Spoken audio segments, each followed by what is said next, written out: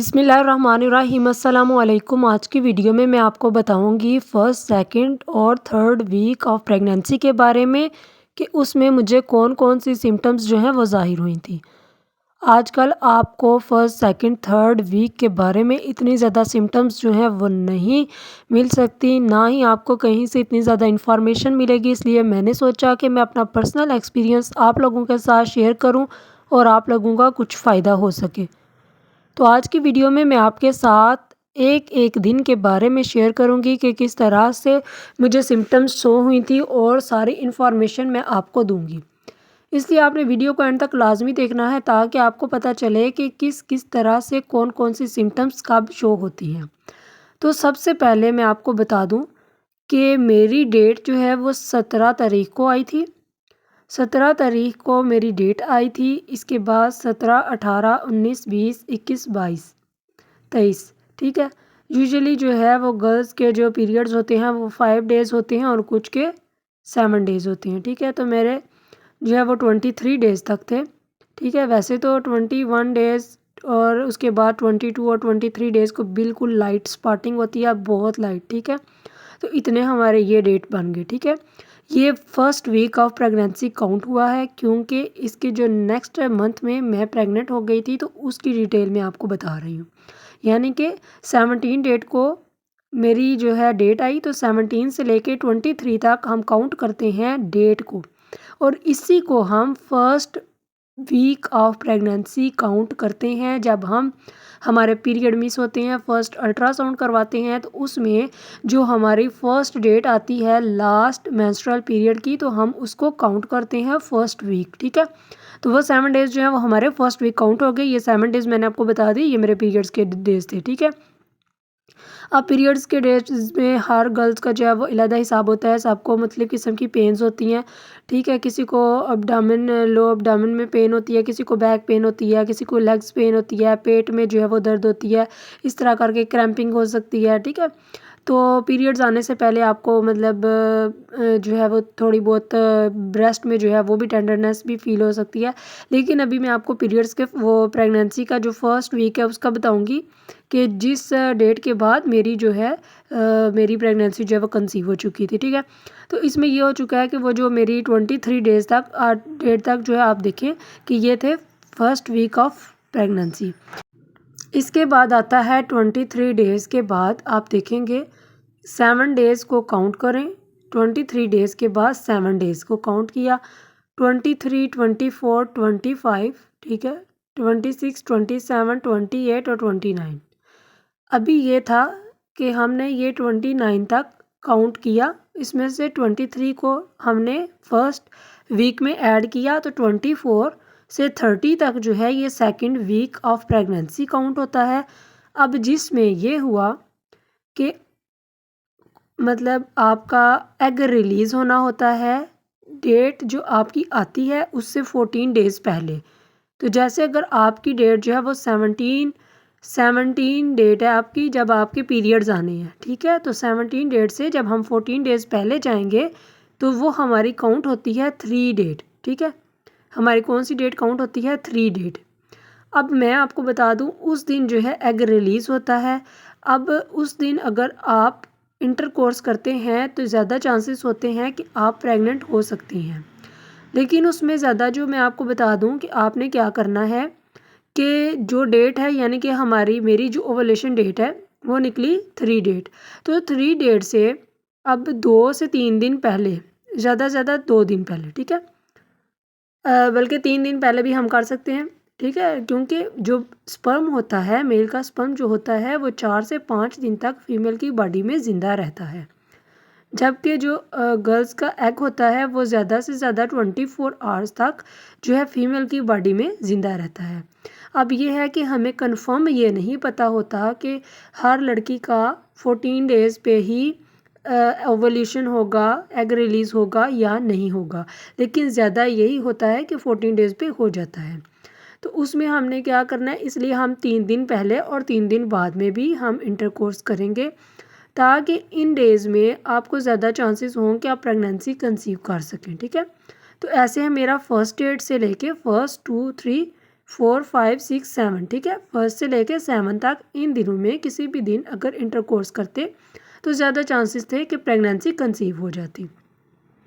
तो हमारे 2 वीक्स ऐसे ही गुजर गए। दूसरे वीक में मतलब कुछ ख़ास मुझे नहीं, इतनी ज़्यादा सिम्टम्स नहीं नज़र आई। पीरियड्स के बाद वैसे ही कुछ दिन थोड़ी बहुत माइल्ड क्रैम्पिंग होती है, बस उतना ही सीन था। लेकिन 3rd वीक में ये हुआ कि मैंने फर्स्ट डेट को इंटरकोर्स किया। फर्स्ट डेट को इंटरकोर्स करने के बाद 2, 3, 4, 5, ठीक है, 2, 3, 4, 5, ये जो 4 डेज़ हैं, 4 से 5 डेज़ इतने 1 से लेके फर्स्ट डेट को इंटरकोर्स किया। उसके बाद 2, 3, 4, 5, ये जितने 4 डेज़ हैं, इन डेज़ में क्या हुआ कि मुझे लोअर एब्डोमेन में थोड़ी थोड़ी पेन होती थी, ठीक है, इतनी ज़्यादा नहीं थी लेकिन थोड़ी थोड़ी होती थी। लेकिन जो बैक बोन थी उसमें बहुत ज़्यादा पेन होती थी। इसके अलावा लेग्स में जो है वो भी पेन मुझे काफ़ी सारी रहती थी। अब 5 डेट वो वहाँ पे गुजरी, सिर्फ 4 डेज़ और 5 डेज़ इसमें थोड़े मुझे सिम्टम्स थे। उसके बाद जैसे ही 6 डेट आई, 6, 7 इन डे 6, 7, 8 इन 3 दिनों में मुझे इतनी ज़्यादा फटीग हुई, इतनी ज़्यादा फटीग हुई और इतनी ज़्यादा मुझे थकान महसूस हो रही थी। मुझसे कोई भी काम करने को दिल नहीं कर रहा था। वो अलग बात है कि मैंने सारे काम किए थे, उसमें मेरा बीपी लो हुआ था, मुझे मतलब पेट में भी थोड़ी बहुत दर्द हो रही थी। लेकिन साथ में मुझे लेग्स में पेन थी, बैक में पेन थी, पूरा बॉडी मेरा पेन कर रहा था। लेकिन बहुत ज़्यादा पेन नहीं हो रही थी, बस नॉर्मल थी, इतनी ज़्यादा नहीं थी। लेकिन जैसे ही 8 डेट, ठीक है, अब ये होता है कि जैसे ही एग रिलीज़ होता है तो उसके बाद हमारा जब वो स्पर्म जो है वो एग के साथ मिलता है तो जब फर्टिलाइजेशन होती है और जाइगोट बन जाता है, ठीक है। उसमें ये प्रोसेस होता है। जैसे मैंने फर्स्ट डेट को किया, इंटरकोर्स किया, उसके बाद यानी कि मेरा एग रिलीज़ हुआ 3 डेट को।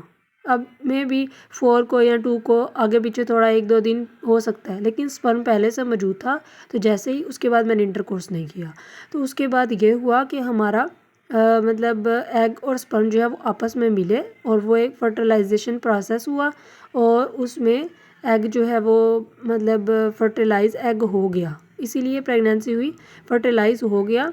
अब जैसे ही वो फर्टिलाइज होता है, पहले से स्पर्म जो है वो फैलोपियन ट्यूब में वेट कर रहा था एग का।